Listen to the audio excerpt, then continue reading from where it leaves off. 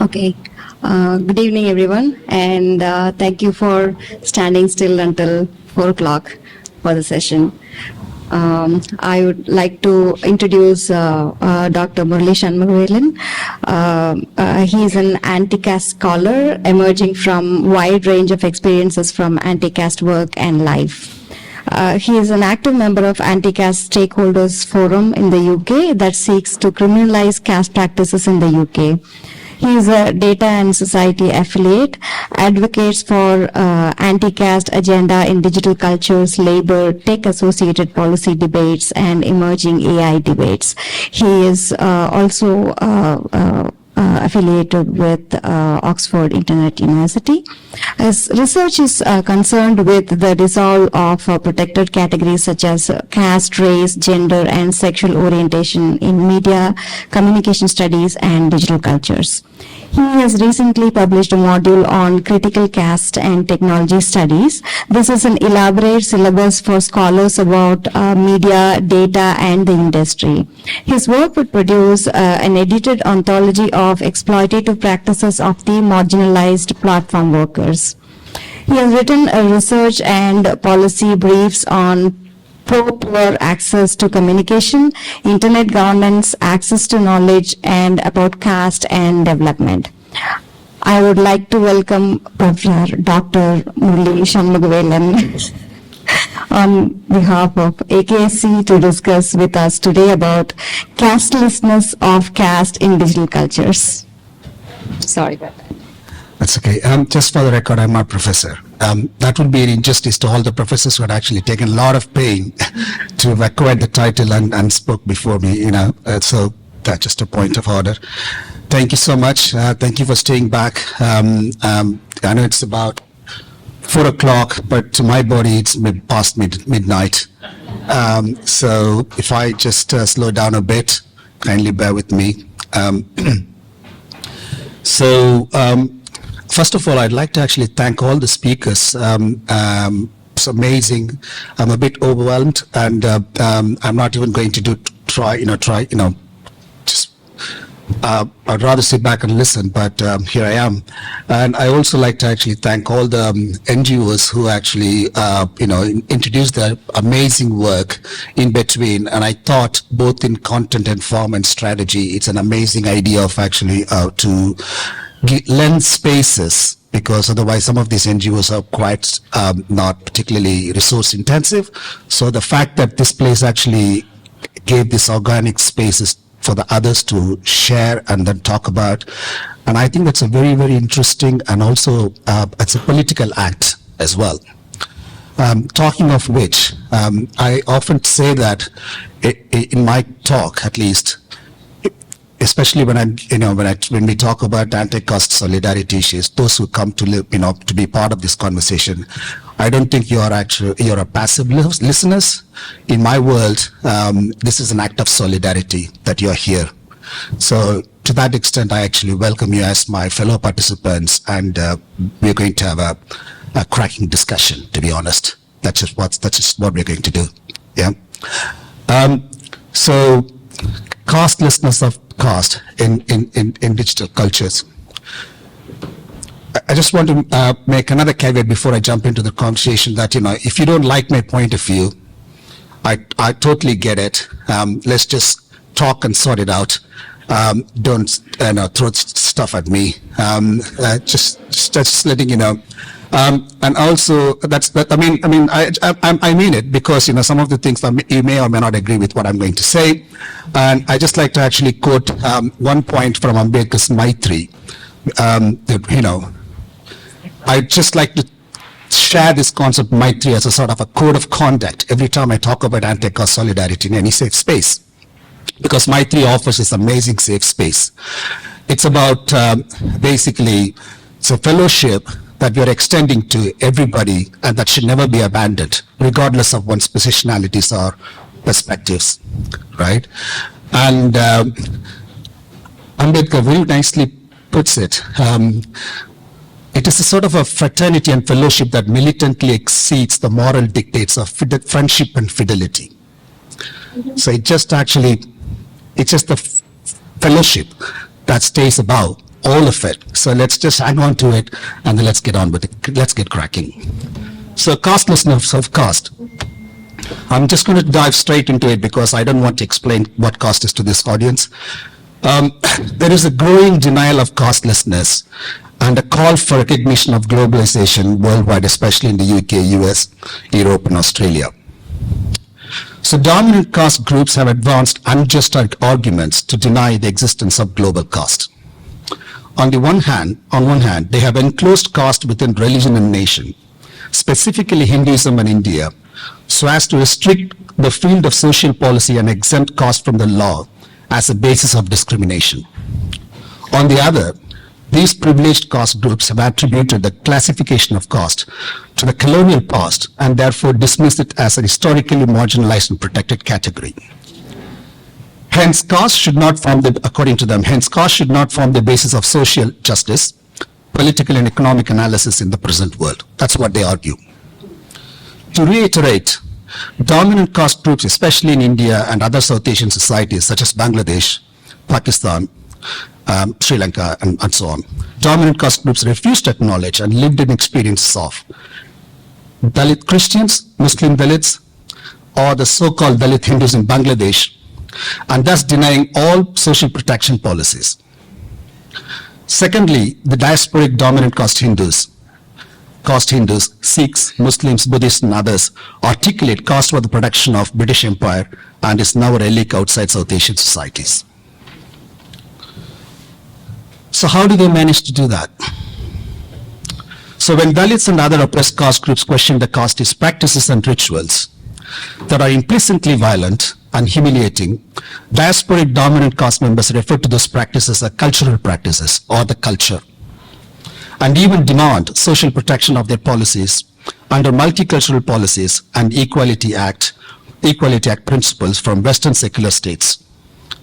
Both in South Asia and outside, casteist practices are gaining legitimacy within narratives of differences and different culture in Western multicultural societies where dominant caste often holds sway. Now, what I'd like to actually take here is that very often we talk about castelessness of the caste. We often hear this very interesting, politically correct, naive sentence from all sorts of groups. Those who some of us claim that, are bigots, they also say, I don't believe in caste discrimination. And we also rightfully believe that we don't believe in caste discrimination. So where does actually the devil lies in the detail? Where's the devil? I think the simple litmus test is that whenever people say, I don't believe in caste discrimination, we just need to unpack. Do you not believe in discrimination, or do you not believe in caste, or do you not believe in caste discrimination? These three things are three different things. I don't believe in caste discrimination, but I believe in my caste private. It's entirely a possible statement, which is what's happening.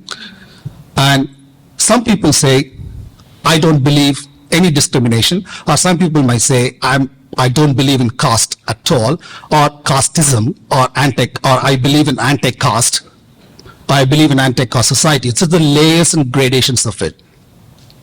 And particularly, this is happening because, as I mentioned, I just read it out from my notes before, caste is being increasingly disguised as ethnicity, as community, and some of us actually make this, even in this room this morning, but till now, several of us refer to caste as community. And there is nothing communitarian about caste. By definition, community means something very positive.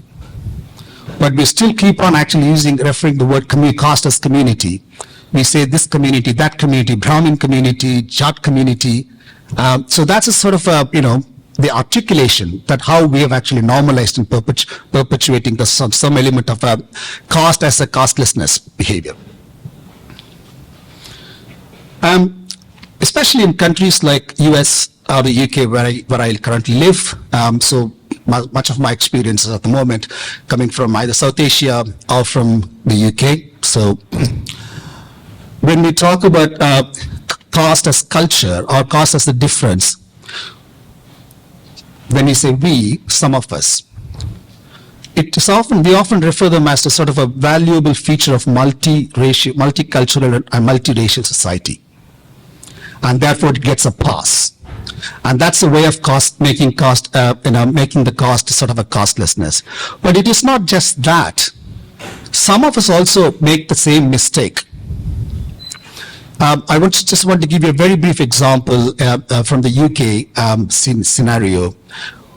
In the UK Equality Act, when we tried to introduce caste as a protected category, which we did manage to do so, but then we miserably failed, but I'm not going into details of it.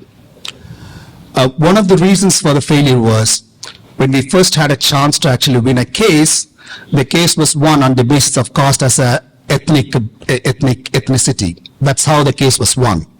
And at the time, people were very happy that we won the case. And you can see that in many places, even including in the US, the arguments are we hear arguments about caste may not necessarily be listed as caste, but caste as part of the ancestry, caste as part of ethnicity, caste as part of race.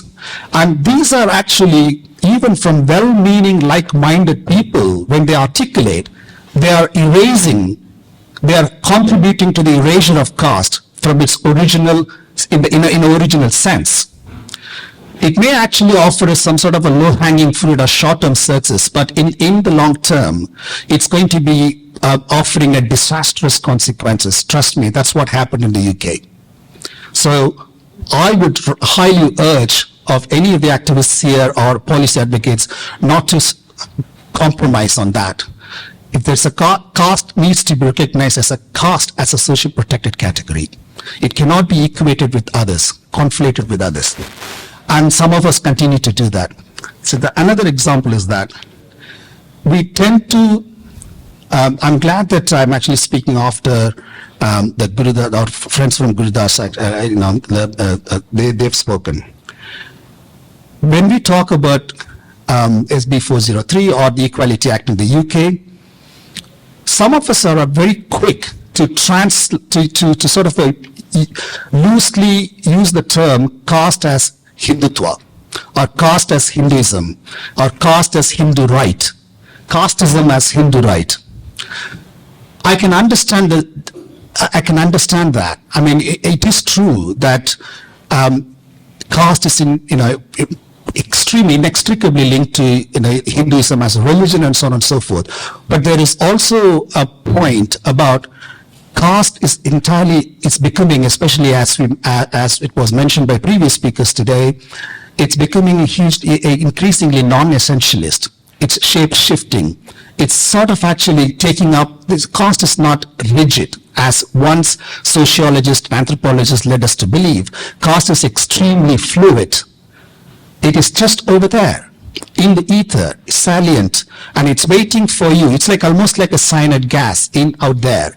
It's waiting for you to sort of, say some wrong thing, and then it'll get punctured and it'll hit you. That's it.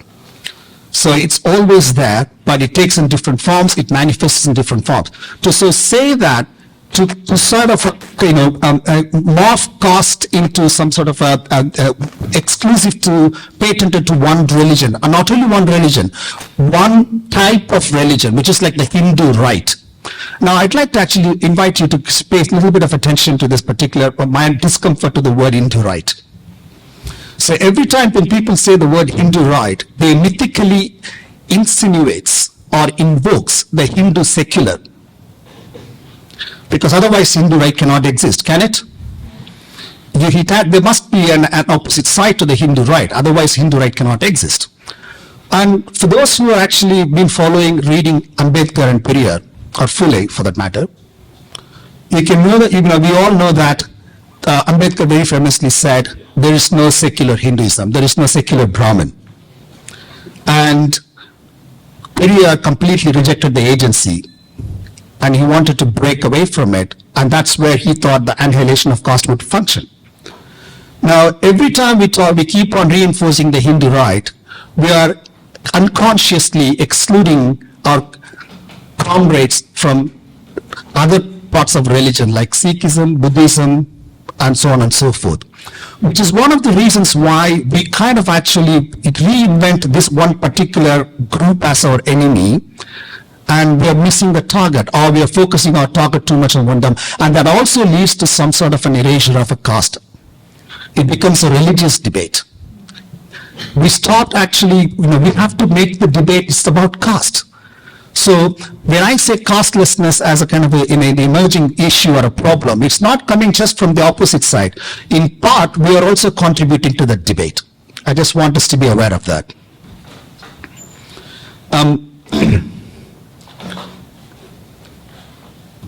Now that leads to, when you look at the digital area, I just want to talk about the digital cultures where this comes to play. And this sort of a casteist culture, casteist community, sort of a narrative. It's only 5 minutes. My God, I've just started, I thought. Jesus.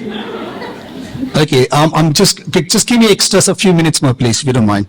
I think, so I did a research, I did a search on Twitter and other social media about the Hindu right. When you look at the word Hindu right, it's never, I don't think any particular explicit Dalit rights-based organization, Dalit activist organization, advocacy organization actually advocate their positionality using the Hindu right. They always say it's annihilation of caste in the digital sphere.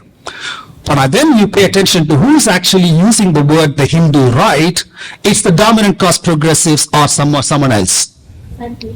Right? So in a sense, the dominant caste progressives are not doing favor to the annihilation of caste debate, even though they're well-meaning. So this is something that I really want us to take home. This is, please don't come back and ask me, so what's the alternative? No, I don't. No, we have to think together, right? So this leads to the second bit about in the digital sphere. Caste is now, because it's being disguised as a culture and community and whatnot, the dominant trope of casteism, as we speak today, is not as such violence in places like the US or the UK. It's pride. The pride is acting as a violence. Pride is the violent trope. And we often actually miss that trope. So I give you one example. I've got two more, but I'll just give you one. So Nobel laureate Amartya Sen, he owed India's IT success. He delivered a note to Indian BPO organization some years back in Delhi. And in that delivered keynote address, he said he owed India's IT success to its historical respect for distinctive skills, seeing it as a social contribution in itself. He was referring to India's caste system. Right? He said, indeed, even the nasty caste system which has afflicted the possibility of social equity in India has tended greatly to rely on exploit the traditional reference for specialized skill. In 2007, that's what he said. It's available, still on online. You can go check it out.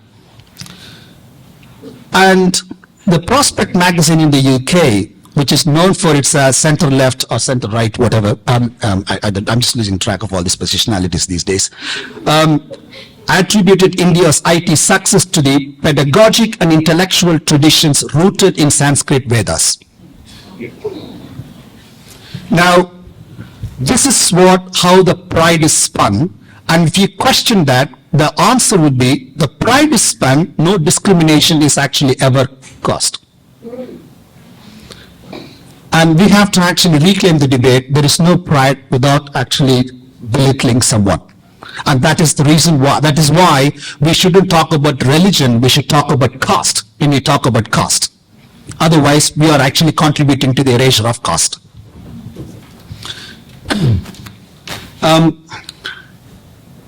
Sorry, do I have to wrap up now?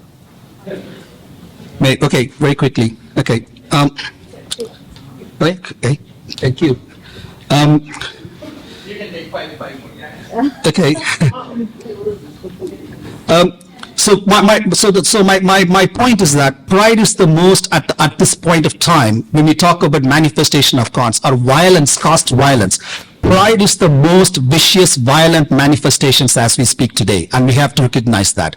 And pride is the tool that both all people that we're working on, casteists, are using. So if you look at the way how they articulate casteism, they don't actually say, they don't believe this. They talk about this is where digital cultures kick in. They talk about, if you look at the filters or annotations of yoga, vegetarianism, these are all pride annotation.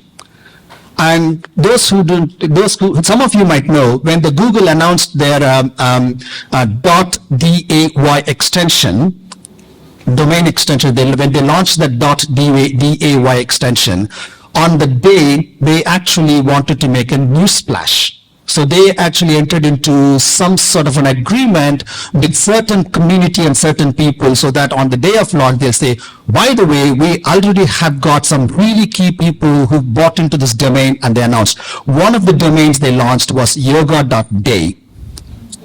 And yoga.day was launched because Google had entered into a spurious organization, which is actually nothing but an outfit of Hindu American Foundation, and that's how the logic is perpetuated.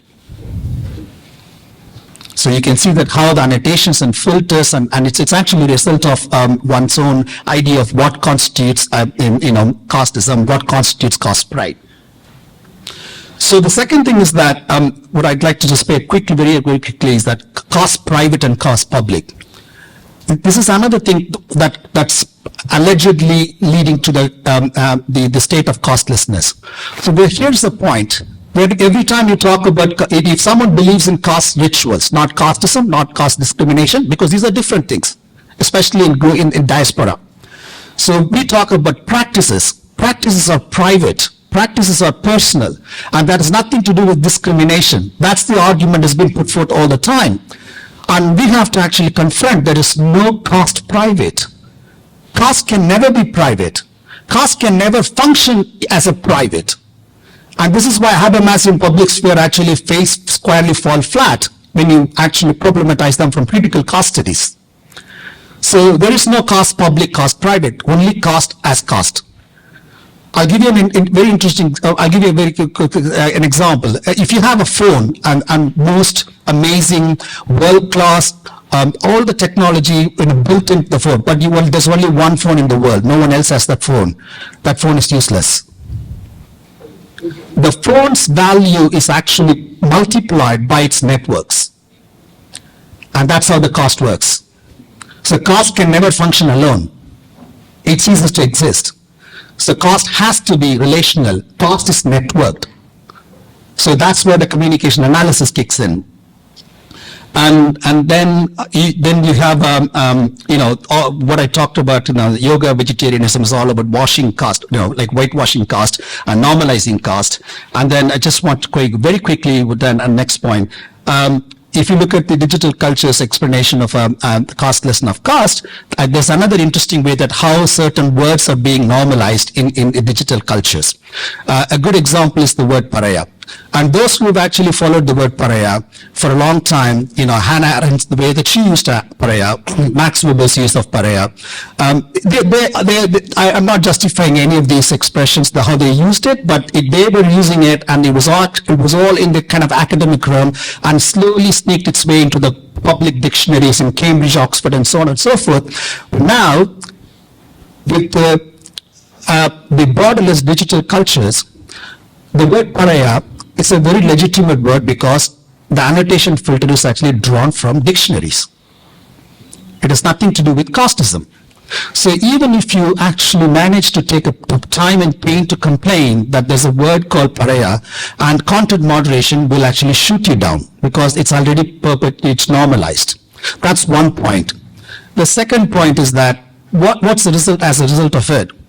So outside caste, outside South Asia, people might use the word pariah in a very innocent manner, which is still problematic. But if within the caste, in a caste power relationship, anyone uses the word pariah very willfully as a swearing word, the filter doesn't get flagged up at all.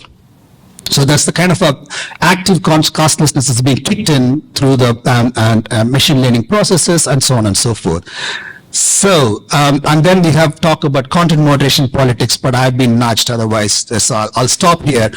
Just one last point. If anyone has access to Chat GPT, just go and ask the question, do you think pariah is a bad word? And you'll get an answer, not necessarily. I can ask again and again with specific reference to caste system. All I'm trying to say is that, we are kind of feeding in all our all our legacy pre-digital conversation biases have already started kicking in, and that's contributing to castelessness. Not only that, we are also, some of us who are well-meaning, contributing to the erasure of casteless. Let us call spade a spade. Don't call caste a religion. We need everybody. We need Sikhs, Buddhists, everybody into the debate, so that we have to call caste a caste. Thank you.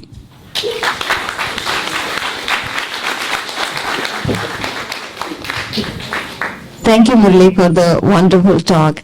And if audience, if you have any questions, while I exercise my privilege as a moderator, I get to ask some questions and pretend to be neutral. That privilege doesn't exist. So you could write your questions and send it through any of the volunteers here.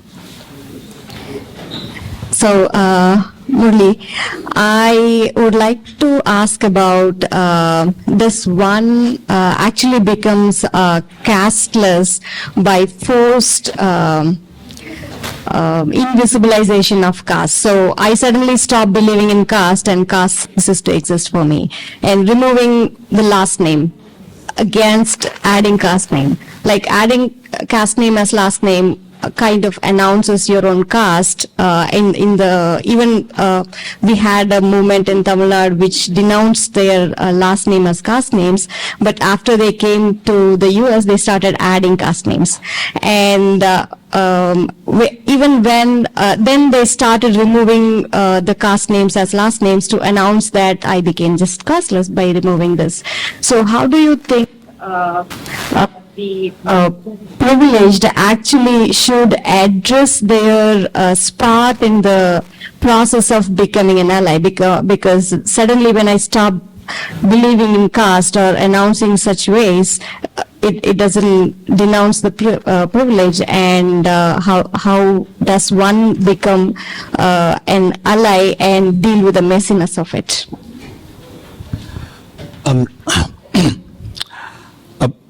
I'll just answer you with an example. So, when I was speaking to a bunch of engineers or machine learning scientists at Google in London, many of them actually said to me, there were two kinds of people. One is actually like the one that you mentioned, who sort of reclaimed their identity. It's funny that some of them are reclaimed their caste surname identity after coming to Google. They reclaim their identity because there is a caste consciousness on the on-site consciousness, and so much so that it existed so much. I'm not quite sure if I'm allowed to say this, but it existed so much that there were actually informal circulation of how do we identify Hindu phobia, and if we did, what's the best way to sort of approach that particular Hindu phobia so that the person can be punished. So they kind of actually track down the HR processes. What's the best way of countering HR, kind of beating up the system. So a friend of mine said, some of his friends who first came to Google, they were completely clueless of this whole thing about, some Tamils did not have, they were not particularly, so worried about their identity. But having come to Google, they were indoctrinated and they became quite serious about their rights. So that's one way of looking at it.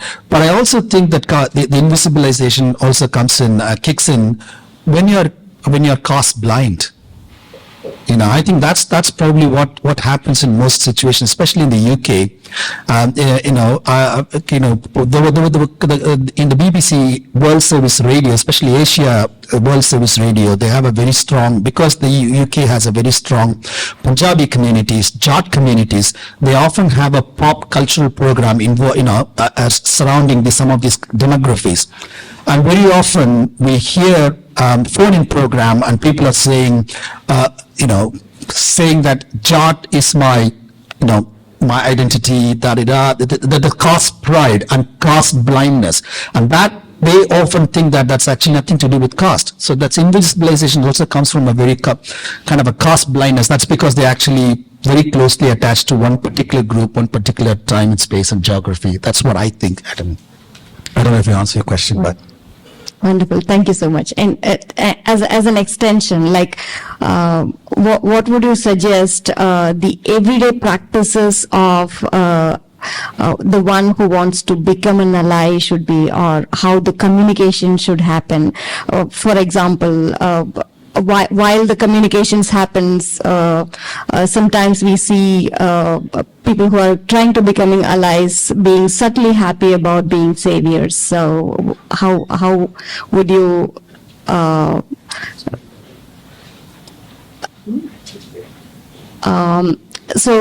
while people who want to become allies, who are kind of in some kind of privileged layer, while they in the process of becoming allies, they start to boast about like being helping out people of marginalized and those things. So how would you take on that, and how would you recommend the allies to behave like? I think kind of Ajanta sort of mentioned this morning that you just have to accept your own privilege first, and when coming out and wanting to be an ally with someone else. But having said that, I'm fully aware allyship and solidarity is messy and complex. And I don't think that we can expect everything to be neatly ironed out. And part of the problem why we call it Hindu left and Hindu right and this and that, the creation of this categorization, comes from the desire to actually make very perfect solidarity and allyship. And that's not going to happen at all. I mean, I'd like to actually look at I'm not a gender expert, but I'm trying to learn from the feminist movement and how they are actually trying to actually engage with men to advance their causes. That's never been perfect. Men can never be perfect. Men can actually trip down and fall, and they're not going to be 24/7 pro-feminist. Still, the movement actually took a plunge, and then they kind of actually work with them in a messy and a complex manner. And that's what I would expect to happen with the anti-caste solidarity movement. In one time a group might say we are with you, another time we are not with you. We just have to move on. It's a moving target. Solidarity is a moving target. It's never a perfect recipe. It's not like this is how you cook it. Yeah, that's what I would say. Yeah. Thank you. So we have so many questions from the audience, and I would like to combine a few questions about caste pride and how caste operates on pride, and doesn't have a tangible question, qualitative and okay, this is a question from Jaisu. Would you like to go on about Jaisu? Yeah. Hey. So, caste is basically psychologically in your mind. Doesn't have quantitative, or tangible benefit, but it's always like the pride. So how do you, how to remove that pride? Just no, value. Do you have any suggestions? I think I wouldn't say there's no value in it. I mean, it's a psychological trip, right? Like it's something similar to masculinity. What's the value of it? I mean, if you think deeply, there's no value in it. But you still want to hang on to it. It's a power trip, I guess. I think one has to be very conscious of actually, desensitizing itself to it. I mean, otherwise it's not going to happen. I mean, if you look at the recent violence that's happening in Tamil Nadu, where I come from, these violences have nothing to. What are they gaining from that? It's a psychological wound. I mean, I'm glad you raised this point. There's one thing that we never talk about when you talk about anti-caste solidarity movement, and it's a huge, I mean, I think it's phenomenally important and hardly gets discussed, is that caste and mental well-being. And caste and psychological well-being. And all our anti-caste solidarity movement is all mostly politically articulated and externalized. It's never actually allows us to sort of put our humiliation and stigma without fear and without shame, put it out and then look about it and then, engage with it. There is no safe space to talk about that sort of a well-being issues. I think that's what, I mean, if you look at that, and the opposite side is that there is no space for the caste masculinity of those people to come out and actually admit why they're doing it. So we have to open up this conversation. So currently, this anti-caste narrative is very, very charged with a political narrative, which is absolutely important. But we need to include the well-being debate, also sort of a socio-political debate, which are currently missing at the moment. That's what I feel. I believe that. Thank you. The second question, a lighter note, can English stand for world famous gold careers? Sorry. I skipped it on purpose. And third, you have a very good gold careers. Thank you. So I'm actually tempted to ask this question from Sonia. Sonia, could you please go ahead with your question? Because this is about Hindu rights. So, yeah, if you would like to elaborate on your question. Yeah. I'm trying. Well, my question is mostly just rooted in vocabulary, and I speak from the position as a journalist. So it seems to me, based on my reporting, the people who want to talk about caste call it caste. It's the opposition to that movement, the apprehension to discuss caste coming from Hindus who frame it as a religious debate. And if not the Hindu right, then what words would you use to describe that positionality? Because caste is one of their talking points in the U.S. And it seems to me the framing of Hindu right also comes from the understanding in this country about the Christian right and other religious rights groups. And that's an attempt to introduce this discussion to non-insiders. Right. I'd just like to problematize the word, not problematize, I'd like to actually dig deeper with the word right, okay? The word right as a sort of a political ideology, it has gained its own legitimate space, right? The word rightist ideology, it's no longer a taboo. You can simply say, I'm a right-wing person. That's an acceptable norm. And we've come in peace with that, the positionality. But you can't actually say caste is actually a position of some kind of a right which completely neutralizes and sanitizes the evilness of caste. Because caste by default, as I said, it's anti-communal, anti-women, and its repercussions are degrees may vary, but it has no positive effect whatsoever. A right-wing man or a woman or they, whatever, they might even say sometimes you might be tempted to agree, but I don't think a person will say, I believe in caste, I believe in equality, I believe in caste, I believe in fraternity. No, that's not how it's going to work. So my point is that much as I hate the word right and I don't believe in right-wing ideology, but I come in peace with the term that it does exist. But I cannot actually, therefore, attach caste to that, because then I am forced to accept the existence of it. So I don't want to be associated with that. But my question is, what words then would you use to describe? We don't have to. This is the problem. You see, this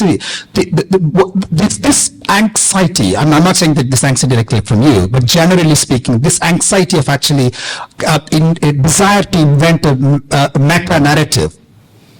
What is that? Call it a caste. It's a caste atrocity as such.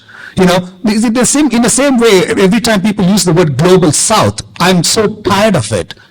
What's the need for it? If you want to talk about Botswanian and you're talking about poverty reduction strategies of Botswanian, say that.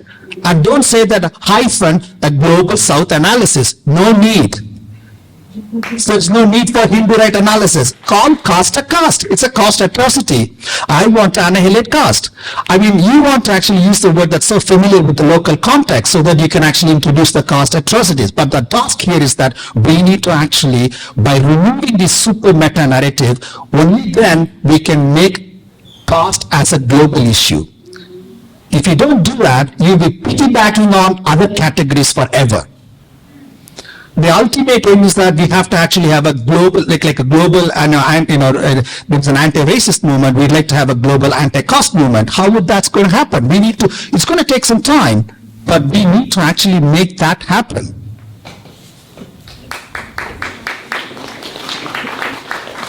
I understand what you're saying, but I still don't understand, again, from like my position as a journalist, how would I actually describe what is happening and describe the people taking on different positions? Hindus, some Hindus. I mean, I guess I just still like putting aside these philosophical, political understandings, just like bringing it to basics and talking to people about it. How then do you just describe this? I just thought I just said it because it's about caste behavior.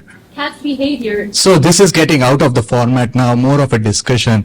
Professor Murali will be here and to have that one-on-one conversation on that. Let's just stick to the format. We as organizers have a difficult task to keep you guys inside.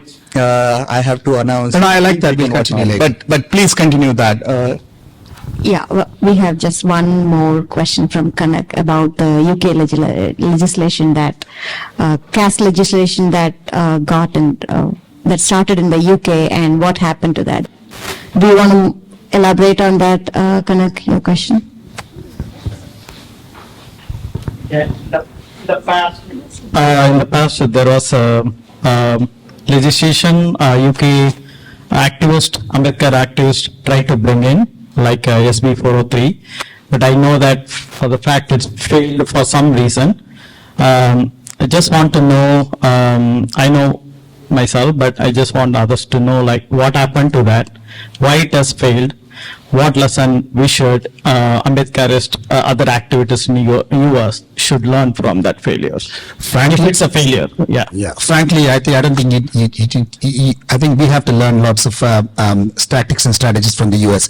I think this is something I should say on record. I mean, even though the caste actually and its footprints of caste in the UK has been there for more than a century for all its colonial and empire reasons, and we haven't made any solid progress compared to what you guys have done here. So I think in that sense, what you guys done a tremendous achievement. And we've been talking in Westminster. There is an APPG, all party parliament group, Dalit parties, all party parliament group for Dalits, APPG Dalits. We've been talking about what's the best way to actually learn from you guys. So that's the reality of it.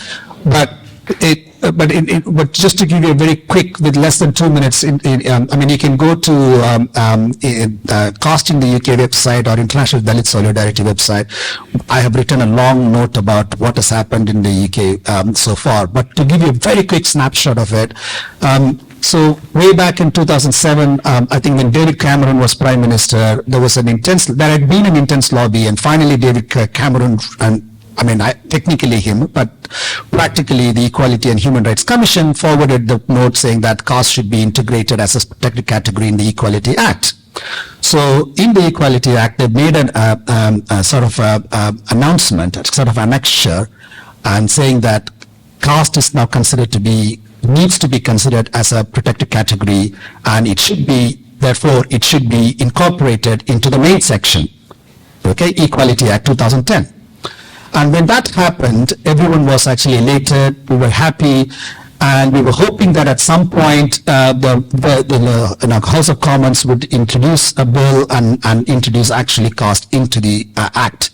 It's not from outside like an extra, but actually in the Act, like saying that race, gender, caste, da-di-da-di-da. Now, what happened means at the time, there were a very intense Gujarati lobbies. So those people made a point. This is a ridiculous point. They made two arguments, and I was in that meeting. For the first argument was there was no. Okay, in the meantime, there was a case law that happened. So the domestic servant was abused, Trikey, and then there was the Chandani versus Trikey case law, and then Trikey was awarded almost like £200,000 worth money damage as a damage. But what many people do not know, the day she was announced, she was awarded money as a compensation, the household employer who actually brought her from northeastern part of India and abused her and exploited her declared bankruptcy. And they did not get the Trikey did not get a penny out of it. Okay, and not many people know. So while people actually chest beating that we won the case, not many people actually talked about what really happened after that. Okay, that's the reality of it. But when that happened, lot in the House of Lords, Gujarati community and Hindu community, Hindu people, MPs and interest groups and Swaminarayan Temple and so on and so forth, they made a lobby saying that we don't need a separate. This case was won, sorry, I'm going back and forth. This case was won on the basis of caste as ethnicity. This is the problem. So the judge actually said, we see that this is a problem, it's like an ethnical problem, caste is ancestry. So the House of Lords people, everyone said, so there has already been an existing provision to make a redressal, so therefore there is no need to actually introduce caste as a special category in the Act. We can use it as such. And there is a case already, you guys have given them a judgment, so why don't we actually use the case law? Why don't we go down the route of case law, but not necessarily introducing caste as a special protected category?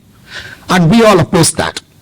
Then the next successive government introduced, so the original plan was to introduce caste as a protected category in the Act, and the government was willing to host a consultation. What are the mechanisms that we should actually put in place once we've introduced the caste as a category? But the government completely took a back step and introduced a consultation which was aimed to decide, should caste continue to be the protected category, or could we rely on case law? It's a complete U-turn, 180 degree. And during the consultation, obviously, the people on the other side, they went to Swaminarayan Temple, collected lots of application forms and filled in application forms. And to cut the long story short, the government decided, based on the consultation, we have decided there is no need. The people have spoken, there is no need for caste to be recognized as a special category. So now where we are at the moment is that the government is willing to strip off that caste as a special category anytime, and we've been keeping quiet, but we decided now we can't be keeping quiet forever, so we are planning to actually make a big noise, and we are trying to actually find out a strategy, what's the best way to do it. That's it. Thank you, Murali. As I said about in temple, there is a lot popping up, but the rest of time, I will wrap up the session. Thank you so much for being here and talking with us. Thank you, everyone.